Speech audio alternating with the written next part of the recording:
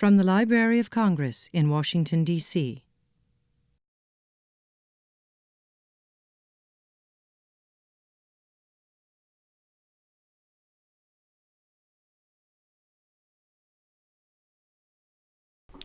Good afternoon. My name is Georgette Dorn, and I'm the Chief of the Hispanic Division, and I'm very happy to welcome you to this wonderful event. Professor Eric Langer is Professor of History at Georgetown University and the Director of the Center for Latin American Studies.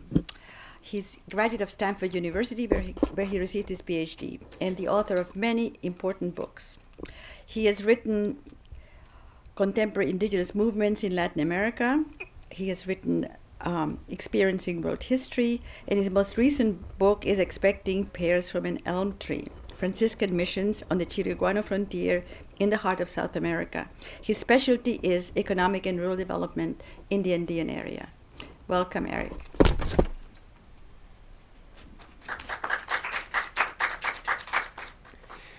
Thank you very much, and thank you, Georgette, and to the Hispanic Division for making this possible.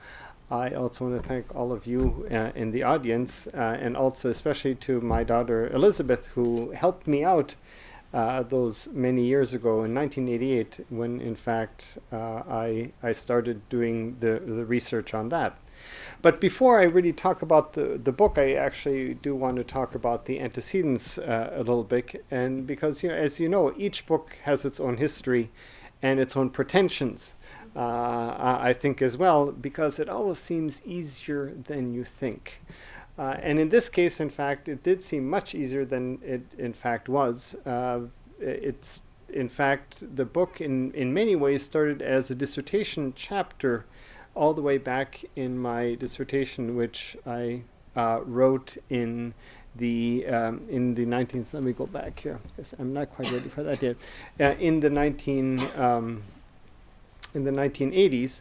And what happened was that the dissertation chapter, which was actually on economic change and rural resistance, as the book is called, namely on how the Bolivian countryside reacted to the decline of the mining industry, the silver mining industry in particular, and this became a monster chapter, and it became 90 pages long in my dissertation, where I said, no, you really have to take that out. And so I did. And in the end, I said, well, I can preserve this for other things. So I published an article in the Americas, which came out then in 1988. And I said, well, this is easy for a second book, the second monograph. And so I kept it for that. Then I did research in 1988 for this, when my daughter Elizabeth and my son Rafael were with me. She was at that point 4 years old, and my son was 7, and 7 years old. And so I was hoping to get that done very quickly, but in fact it didn't work out that way. We were there 6 months in Bolivia and Argentina, and my wife told me, because I have 4 kids, there's no way you're leaving for 6 months and not taking half the kids. And so I got the younger half, and the 2 adolescents remained at home. But that was great. So we had a really good time. And I think I have a much closer relationship with my children, with the 2 younger ones, precisely because of that. Okay. In addition, let me talk now about the book itself and about the main arguments. I want to keep this short because I want to have lots of questions, hopefully. And here, let's see if I can do this here. There we go. And this is really, the book is called Expecting Pears from an Elm Tree, but it really comes down to a quote that one of the missionaries had, and I'll read this in Spanish. Bautizar a un indio adulto que goza de salud completa es lo mismo que pedir peras al olmo. Solo pide el sacramento cuando ve que no hay esperanza de vida. Al principio de una misión aún eso es dificultoso y muchísimos lo rechazan terminantemente. In other words, you can read the translation down below, and this is in many ways really the essence of the book. namely that missions aren't really what they seem in most cases, in the sense that in many cases missionaries provide stories of success. But what you really have to understand is that the process is much more complicated than that. And in fact, I really had two purposes for this. One was to complicate mission history, which is what I hope I did with this particular book. But in addition to that, also, there's really been very few works written on Republican-era missions in Latin America. The vast majority of books and articles have been written on colonial missions, where indeed missions were more common and in many cases had many more Indians in them. This is actually not the case here, because here you had up to probably 18,000 Indians who were at one point or another 10,000 Indians in the mission system. So it was a major system, and they had, keeps on moving here, and they had 12, I guess I'll move on to the next one. They had 12 different missions here, which you see on this map. And they're all over the place in what one would call the Piedemonte, or the lands between the Andes and the Gran Chaco, in really very much, you could call it, part of the center of South America, or as the Bolivians like to call it, the heart of South America. So you have them all over the place in a very dense jungle area where very difficult landscape, where the indigenous population was able to hold out for a very long time. And in fact, one could say that the indigenous population wasn't really conquered in this area until the very late 19th century. In 1892 was the last major rebellion, and in large part the missions, in fact, are the reasons why in the end they became part of Bolivia as well.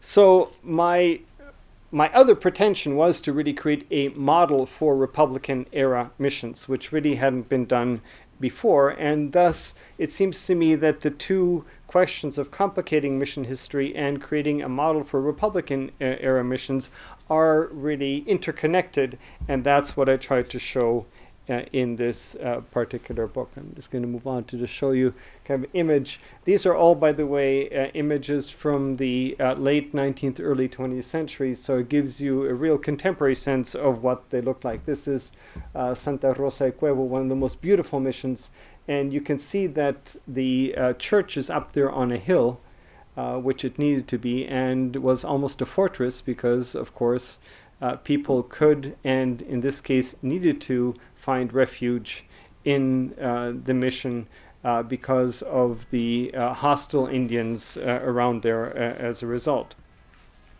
But to get back to the book itself, is that there are a number of insights that I thought were very interesting and might be interesting to readers as well. First of all, and this is actually quite common, is that unlike the earlier mission histories, I took the indigenous population seriously. In other words, they are actors and not just acted upon. And here I think this is very much within the mainstream of what's going on in mission history right now, and thus that's not really very different. But in addition to looking at the indigenous population through an ethno-historical lens, what I also did was I looked at the Franciscans, the missionaries, through an ethno-historical lens. In other words, the vast majority of these missionaries were Italians. And they came over to Bolivia as missionaries at a crucial period in Italian history, namely during the period when the papacy was shrinking in importance, when the Italians were either the monarchy or the Republicans were trying to create an Italian state which hadn't existed before. And the only way they could do that was really to destroy the papal states over which the Pope had political jurisdiction as well. And thus what you have are these missionaries who have in one way or another obviously been part of this history because they all were priests who were formed in Italy before they came over as missionaries, then dealt with this situation in their home country before they came over to Bolivia. And here there are a whole host of issues, I think, that need to be looked at, one of which is that you can't look at all the missionaries at the same time. Rather, there are at least 3 different generations of missionaries, depending mainly on the history of Italy as well and what was happening. And you can really see that also in terms of when the missionaries came over as well. And so as a result, you have not just here these indigenous populations, which is this is actually interesting. These are actually taken on Boikovo mission, but they're posed because they are here in traditional dress. And then, of course, you have the missionaries as well, who then later transform them into something, or start to transform them. But, of course, what really happens is that they transform themselves as well. But then the question is, in addition to this ethnohistory of both the Franciscans and the indigenous population, what you have to do is deal with some other issues as well. And that is, for example, with with what happens and how do you measure this against the colonial missions? Because one of the great issues in the colonial missions is the demographic factor, in the sense that many of these indigenous peoples were, in most cases in the colonial period, forcibly taken to the missions, or sometimes the chief helped establish a village, but then other people came from elsewhere. And these indigenous peoples, in most cases, were not immune to European diseases, or Eurasian diseases, Eurasian African diseases, whatever you want to call them. And thus, many of them died within a few years of being in the missions. And thus, you have to wonder, what does that mean in terms of conversion? What does it mean in terms of mission culture? In other words, is it even possible for these indigenous peoples to have their own culture, because or maintain their own culture, because often in many cases they're brought from other places, they die off too quickly, who raises their children, etc., etc. And here I think one of the key points also is the fact that most important to consider in a mission is that the vast majority of the people are on the mission are not the missionaries, they're the Indians. And as a result, they obviously need to have the greater focus, which is very much unlike the older mission histories, where most of the focus is on the missionaries as actors who act upon the indigenous population itself. This brings us to the other point, and that is that of power. In other words, who actually has power on a mission? And usually in the colonial period, though some of the more recent studies have shown that that might not be so much the case, is the answer is the missionaries. Not only the missionaries, but here perhaps the most extreme case would be the California missions, which now are in the United States, used to be in Mexico, and of course Franciscans as well, in which the demographic factors were such that the mission population died off very, very quickly, and really in many ways the most horrific example. But the other one is, as you probably know, think of San Francisco.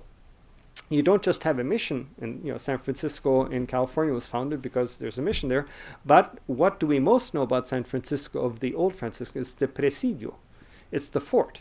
In other words, you had the combination of soldiers there to supplement the power of the missionaries, and if need be, have the police force or whatever to take care of any problems in the missions. In the Republican period, that was never the case, whether it be in Bolivia or elsewhere. In other words, the missionaries did not depend upon the military, but rather, think about it this way. There are two guys among hundreds, if not thousands, of people of a totally different ethnic background. In other words, indigenous population, and then you have these one or two Italian missionaries. That creates a certain dynamic, and it also creates certain power relations which are different from the colonial period, where you might have these two guys there, but then, or three or four or five some cases, but then you have the fort right next door where they can call in soldiers anytime, say, these guys are troublemakers and you got to take care of them. So in fact, what happens here is something very different. And of course, you don't see this in the published material of the Franciscans, but you see it once you start looking at the correspondence. You see it when you start looking at the different demographic factors, which I take into account. In other words, who survives and for how long. You look at immigration. A lot of these indigenous peoples, Chiriguanos as well as some others, went to the sugarcane plantations in northern Argentina. How could they just leave? And of course, the answer is that, in fact, the key people in all of this are the headmen, the caciques, whatever you want to call them. They're called tupichas or burubichas in Guarani, who were the ones who, A, permitted the foundation of these missions, and then B, in fact, were the ones who negotiated with the friars to maintain the mission there in the first place. So there are a number of things that occurred on each mission. And one reason why I have this particular photo here, which is also on the cover of the book, but this is the more expansive version, is that, as you can see, the three missionaries there and the doggy there, the missionary in the middle is actually the bishop, Ippolito Olivelli, obviously in Italian. But then on the right-hand side, you see this older gentleman sitting there on a chair. First of all, he's the only Indian sitting on a chair, but he was probably the most powerful man in the whole frontier, because he was the chief of Macereti, which is where this photo is taken. This is taken right behind the schoolhouse. I've actually stayed in that place when I was working there. And he was the head of a mission of about 5,000 Indians, the largest population center within probably 200 miles circumference. And he was also the main negotiator between this particular indigenous group, the Chiriguanos, and the other peoples who lived more in the Chaco, namely the Tobas, the Matacos, and others.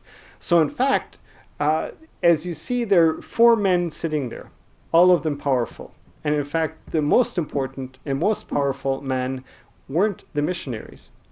They were, in this case, it was Mandepondai, the indigenous person. And then, of course, on the farther right, you see the boys from the school standing behind there as well. So you have this mix as well. Well, so first of all, then, these caciques did what they wanted to.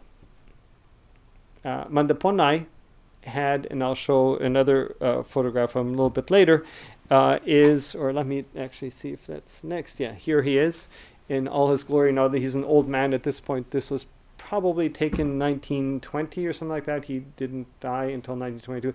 He never converted, except the missionaries say on his deathbed, but we don't really know because they were the only ones there. He also had 7 or 8 wives, and he never gave up a single wife. He remained a polygamist all his life. And he and other caciques made a deal with the missionaries. Namely, the adults continue to live the way they always have. They do not have to convert. They can if they want to, but they don't have to. The only thing that you, the missionaries, may do is, when children are born, you may baptize them. And at age 7, they then are required to go to school, the mission school, and presumably thus grow up as Christians as well. But the question is, did they really do that? Because in fact, if you think about it, thus the majority of the mission population should be Christian, let's say within 10, 20 years, given a pre-industrial population curve, etc., etc. But in fact, in only 2 missions actually among the 12 were majority Christian within 20 years. The vast majority didn't become majority Christian, not even all of them, until 30, 40 years from then.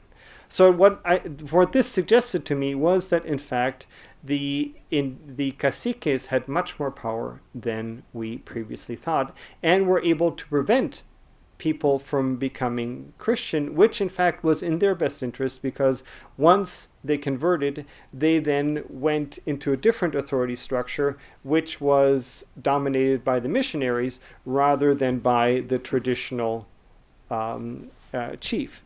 And as a result, Mandepondai remained the most powerful man in the whole region until his death, because he was able to prevent people from becoming Christian while still maintaining the mission. And of course, the reason why they wanted to have the mission was for a whole host of reasons, one of which was competition against another indigenous groups, refuge from them.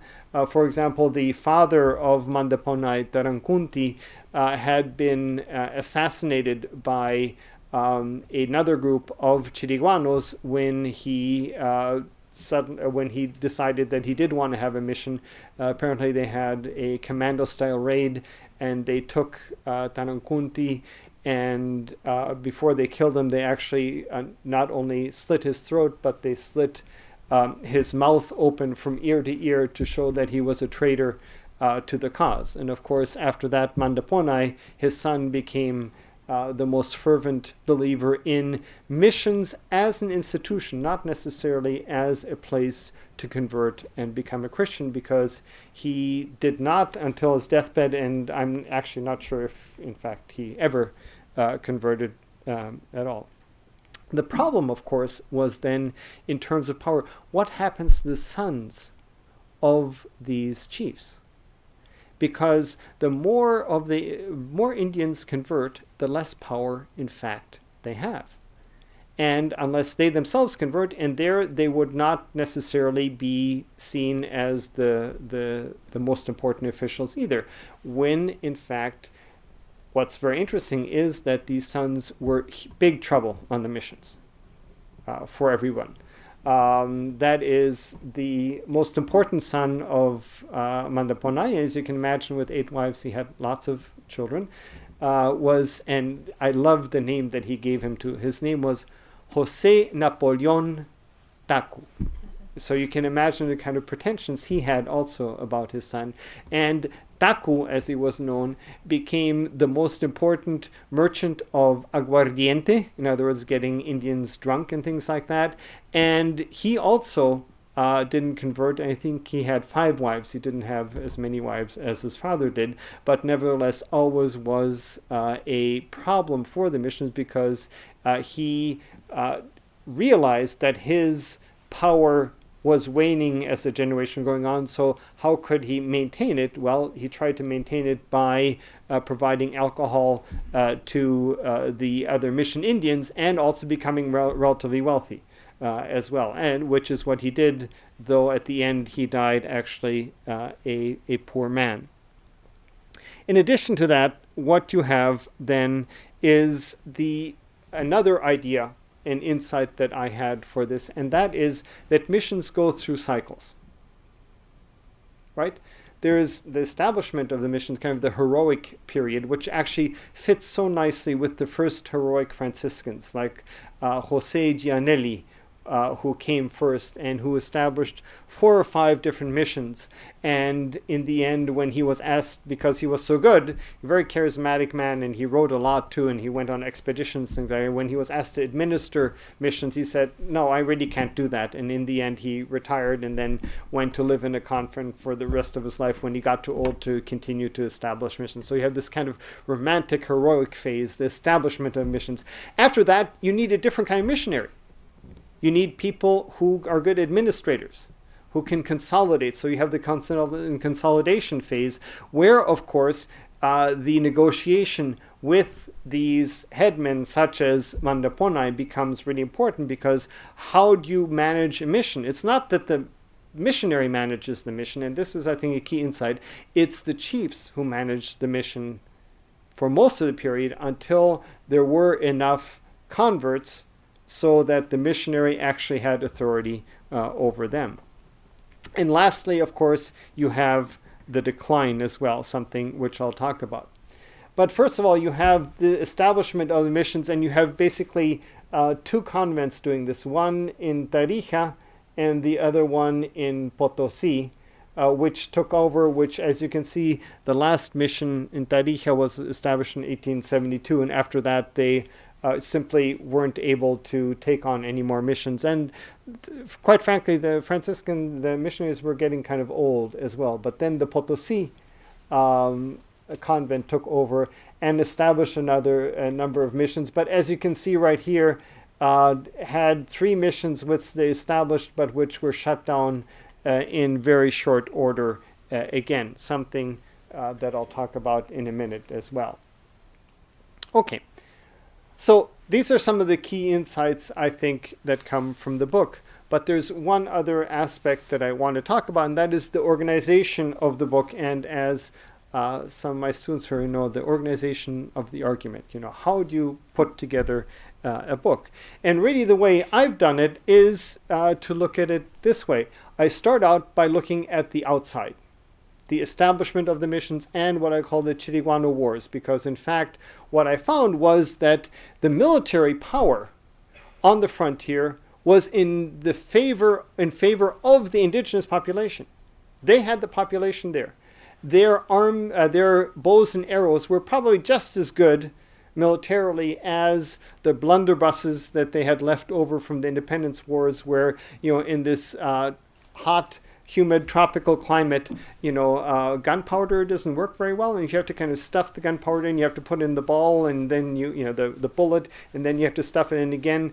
That takes, if you're good, it takes maybe 30 seconds to a minute. I've never done it, but I can imagine that somebody with a bow and arrow can shoot you about 5 times during that time, and probably with about as accurate as a blunderbuss would be. And thus, in fact, the military power was on the side of the indigenous population, which only the missions started changing, because by having missions, you, for the first time, got the Indians to become permanent allies of the national military or settlers forces, in this case the Bolivians. And this happened from the 1840s onward, as you can see, particularly if you look at the, let's see, I lost there we go, right here, when they started in the 1840s and early 1850s.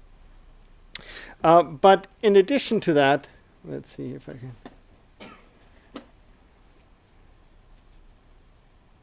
You also have, as I said, you have to deal with the missionaries, and then you have to deal with the demography as well. And so I put on the cover page of one of the most interesting, most pretty, I guess, parochial records there that exists and that you have to look at as well.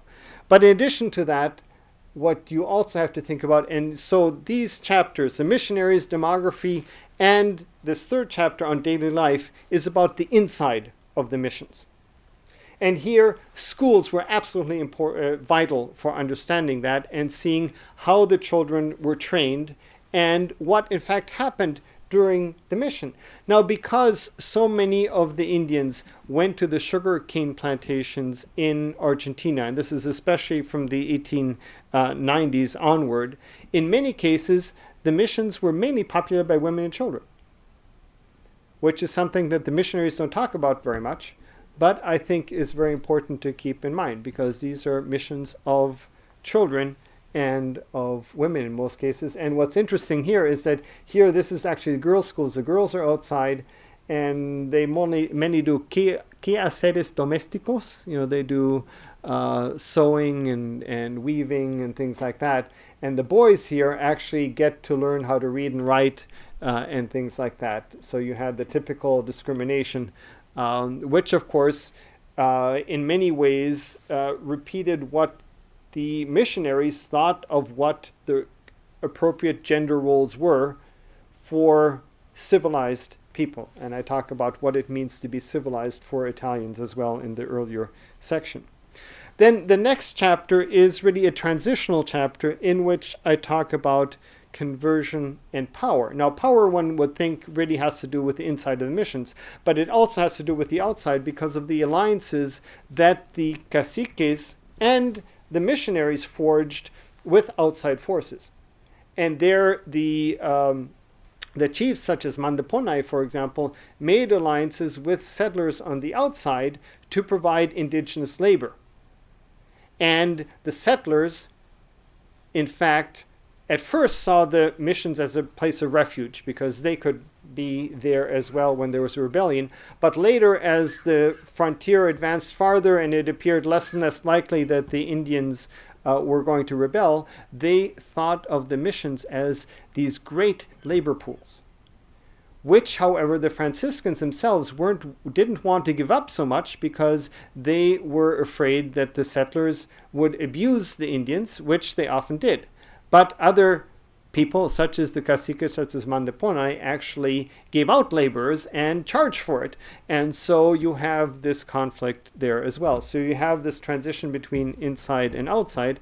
And then, of course, the later chapters deal, and I think this is something that often is neglected, deal with the outside as well.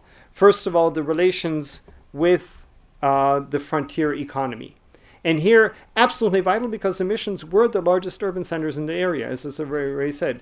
And thus, I look at the missions as centers of consumption as well as, let's see if I have that, consumption as well as production.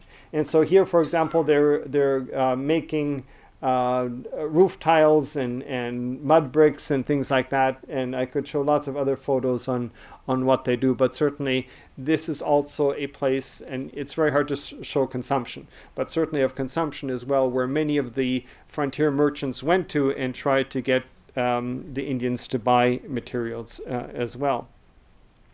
But what's also important are the relations with the outsiders. And this segs in so nicely because relations with outsiders became more and more important as the missions got older. Because, of course, the settlers wanted to get the Indians as laborers. The Franciscans didn't want to give them to them. And so there was a conflict there. But also the Bolivian state itself was becoming more secular and more anti-clerical. This was especially the case after the Federalist War in 1898 and 1899, when the indigenous when the liberals took over and they were anti-clerical, and thus you had for the first time a government which actually didn't like the Franciscans very much and was trying to give the military a role in the frontier rather than the Catholic Church, which they didn't like very much. And so as a result, you have that conflict. And of course, once the state doesn't support the missions go into decline because the state has the power to not permit the establishment of new missions. And if you remember back when I showed the mission foundations, the Potosi mission, where some were shut down within 2 years, you can see that these were frustrating for the missionaries as well. And of course, in my case, what works very well is the Chaco War in 1932 to 35, because at that point the Paraguayan army actually took over many of the missions, destroyed many of the missions, and as a result, The most of the population either became refugees and went to Argentina or went farther into the interior of Bolivia, or were actually captured by Paraguayan forces and taken into Paraguay, which really effectively meant that the mission system was destroyed. However, as I document, the nephew of Mandepondai, then who was a refugee in Argentina, brings back a whole number of Indians in Machareti, the most important mission, and tries to resuscitate not the missions, because he actually had gone in the 1930s. He had walked all the way to La Paz to declare against the missionaries, because he said they were abusing their labor, they were abusing their women, etc., but to maintain the settlement. Interestingly enough, Kunde then doesn't die until 1972, and he is for a while. In 1949, the missions are secularized, and he becomes the vice president of the new cooperative that is established on top of, instead of the mission. But then that disappears, and by the end of his life, he becomes the janitor and the person who keeps the keys to the school of the village, which is quite appropriate because, in fact, in many ways, it's a continuation of the missions, where the schools really are the largest legacy. The last chapter then deals with a comparison with the colonial missions, because one of the problems is that I'm one of the few people who's ever written on Republican area missions, and I need to find somebody to talk to. And so what I do is I try to place that within the context and show how the Republican missions are different and how they're similar. In the end, I conclude that, in fact, the missions in many ways remain a profoundly colonial enterprise, because, after all, it is based upon the idea that people can come in and tell other people what is best for them and try to change their ways of life in ways that they often aren't necessarily willing to do so. And in a sense, it remains a very colonial way of thinking about frontiers and other peoples. That's it. Thank you very much.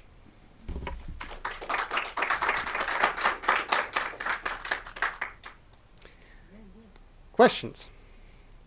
Barbara. The modus vivendi for missions is to convert. Absolutely. You have convinced me that these 8 missions didn't do such a hot job of that, for various reasons, not much of which have to do with the missionaries themselves. So a case could be made, at least in the abstract, that these missions were a waste, because they were unable to accomplish their principal goal. Now, can you tell us some of the reasons that the missions should have existed? What did they do that was beneficial for the groups of people that were there? That's a great question, and it really depends on whose point of view you take.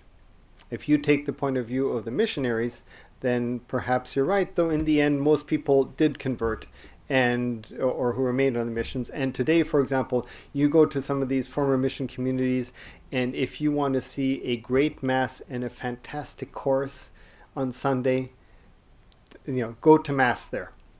It's absolutely marvelous. So in fact, you have that. Secondly, the indigenous population, because of the heritage of the schools, is generally much more educated than even the surrounding non-Indians. And so they have the jobs as teachers, they have the jobs as truck drivers, they're not so much as storekeepers, because Chiriguano mentality is to give things away rather than to charge for them. But they are, in a sense, the intellectual elite, and I'm probably going way too far on that there. If you look at it from the indigenous point of view, which of course is the vast majority in many ways, the Indian chiefs were able to preserve their people. They maintained their culture as long as possible, and much, much longer than would have been the case if they had become peons on the haciendas. even today in Bolivia, there are tremendous problems in that area in terms of labor relations, where even under Evo Morales, you have hacienda owners who basically rape the young Indian women. There's nothing to do. They pay them when they want to. They pay them very poorly. I was there actually with one of the Franciscans in Padre Maldini. There's still Italians there. There's still the parish priests there. And we went with his intrepid Toyota Land Cruiser down there. And we went to one hacienda there. And it was very odd because usually in most cases they really like priests and they let you in, things like that. But as soon as they saw a Jeep coming up, and of course Padre Maldini's Jeep was well known throughout the area, they actually closed the gates. And so we drove up anyway because we were hungry. It's about lunchtime, and said, well, can we come in? And he said, no, the owner isn't here, and the owner didn't come out. One of the servants came out, and so what happened is that we went then down into the valley where the Franciscans maintained a school, and we saw the teacher there, and he had apparently just gotten back from Sucre because he had been in jail. And the reason why he had been in jail was that he had been teaching math to the kids. And of course, one of the things that he thought would be marvelous is, let's use some real life examples. So I will teach the kids to do subtraction and addition by saying, okay, your parents made so much this month. They're buying a pair of pants and a shirt from the landowner. How much would it cost? How much would they have left over?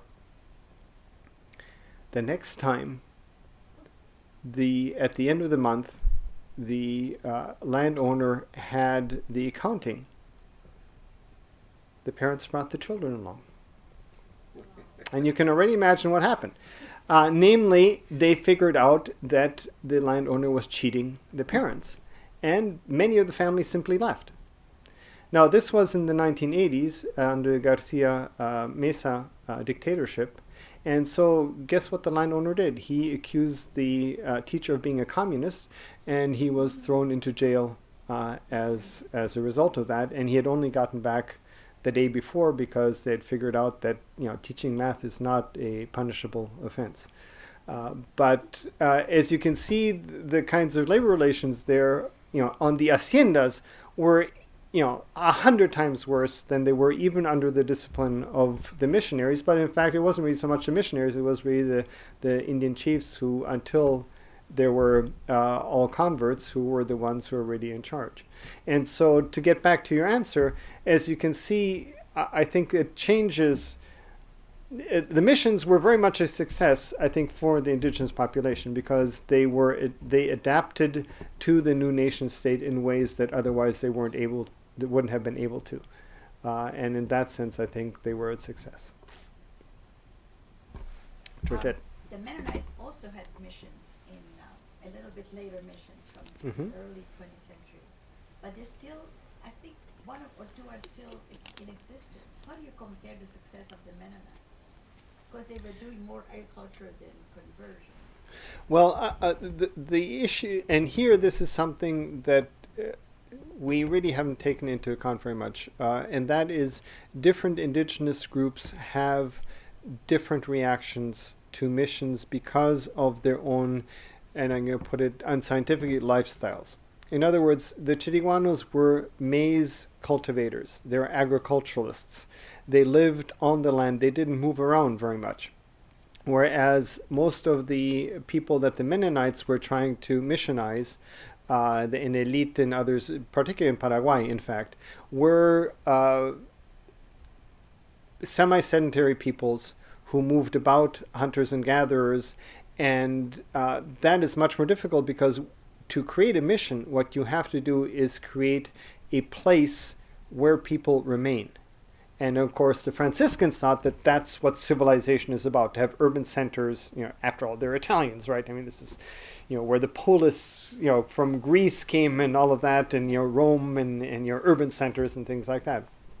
And the Mennonites have had to change the culture of the indigenous population there, and they often don't live in very good circumstances as a result. And many people simply leave because they want to go out into the bush and do other things, and thus don't really convert. So as a result, it's less successful.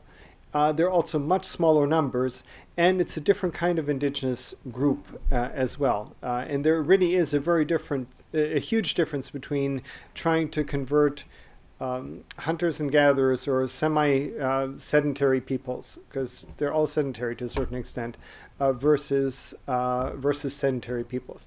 The only people who have ever been able to really pull this off were the Jesuits in the 17th century in what was then called New France, when they actually went with the indigenous groups, where the bands, wherever they were going, and just didn't have a permanent church, but missionized wherever they were with them, and just remained there as essentially their medicine men there, and that way converted them. But the Mennonites aren't about to do that because they are very much agriculturalists in the old 18th and 19th century mold. The Chiriguano were Aymara speaking? Or? No, they're Guarani speaking. Guarani speaking. Yeah, yeah. Which, of course, was a problem during the Chaco War because the Bolivian army thought that they were traitors in many cases. And so that's why many of them left for Argentina, because they might just as well have been shot by the Bolivians as they might have by the Paraguayans.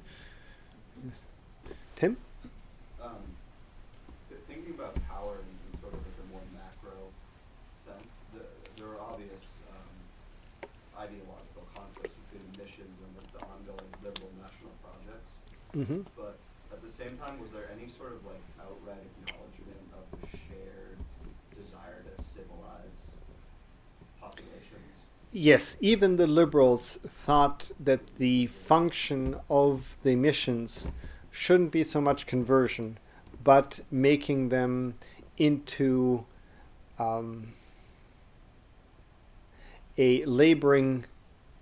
into the laboring classes of the frontiers. I'm not saying citizens quite deliberately. I'm tempted to do so, but I really can't do that because not even the missionaries, in fact, thought of them that way. Now, the missionaries had a few women who became teachers of the girls, but beyond that, it's only really in the 1980s that you have the first Chiriguano priests. And that's, I think, because of the discrimination against the Indians. And these, in many ways, are the most Catholic population in all of Bolivia. But even so, really weren't considered to be fully capable of citizenship in that way. And so the liberals also thought that the missions were very good for maintaining a labor pool, but then, of course, they were in favor of the landlords getting a hold of this labor pool as much as possible and didn't worry so much about exploitation either. Tom? Can any comparisons be made with other religious orders, Jesuits, for example, in the Republican era, and the way they managed a mission society, or is it almost exclusively dominated by the Franciscans? It's almost exclusively dominated by the Franciscans. The Jesuits, by the 19th century, concentrated only in urban areas and on education, as you and I well know, Georgetown being one of those places. But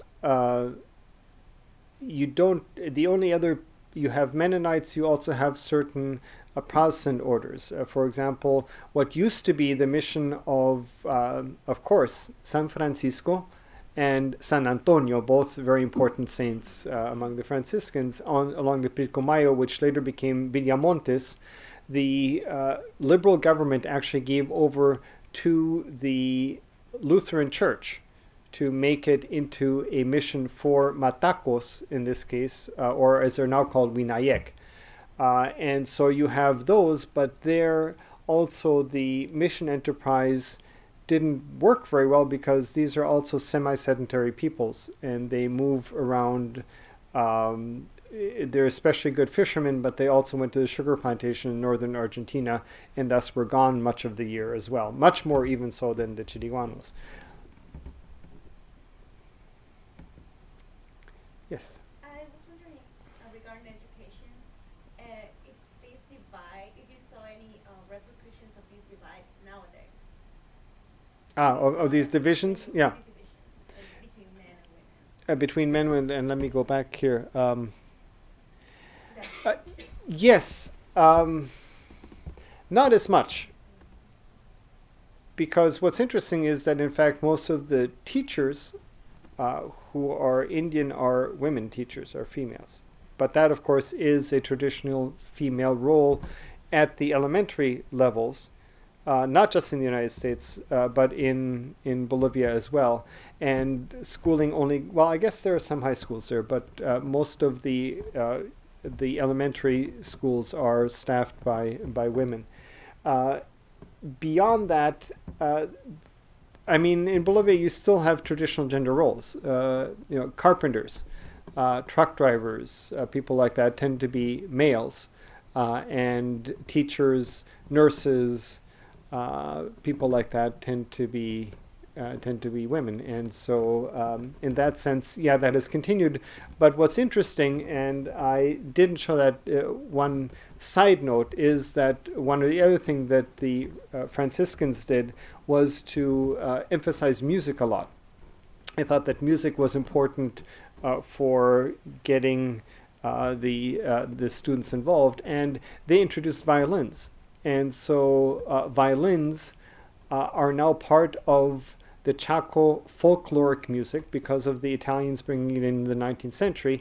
But there, the violins, all the band players, or all the musicians are in fact boys or men. They're never girls, which is interesting as well, which would not necessarily be the case here. But there they are, and I think that's because only males are seen appropriate to provide public performances in ways that girls should not, because they should go off and get married and have children and things like that, but not become engaged in these kinds of somewhat too public professions. Thank you very much. Okay, thank you. Very nice. This has been a presentation of the Library of Congress. Visit us at loc.gov.